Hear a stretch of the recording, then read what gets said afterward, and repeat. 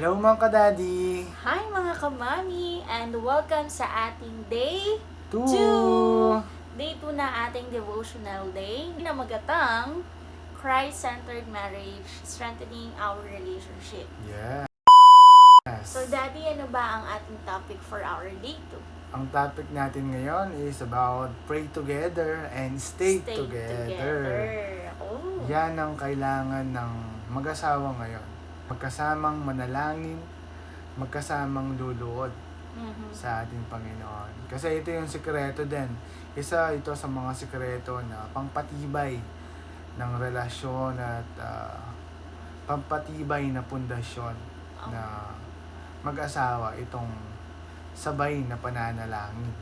No? Tama ka dun, daddy. Kasi nga sabi nga ganyan, kapag nagpe-pray ka together with your spouse, ibig sabihin, you acknowledge God's power in our lives, in our relationship. So, kapag hindi ka na nagpe-pray, ibig sabihin, meron na tayong pride na parang sinasabi mo na, ay, di na naman natin kailangan ang tulong ng Panginoon sa ating buhay.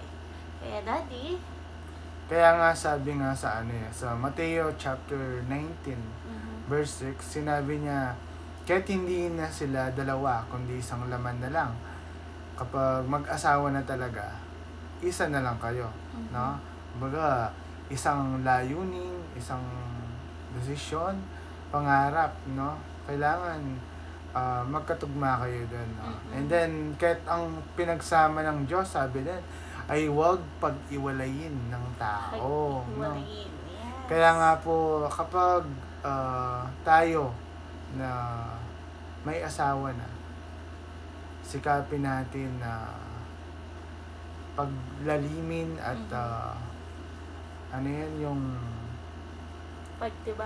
pagtibayin pa yung buhay mag-asawa at makita natin na in every situation na in every challenges, kumbaga stay calm lang kayo kasi alam nyo ma-overcome nyo At no? alam nyo, ma-overcome yun dahil nagtitiwala kayo sa Panginoon na meron kayo. Tama. Kaya nga kapag si Kristo, sabi nga, ang sentro ng iyong buhay mag-asawa, walang bagyong makakasira sa inyong samahan.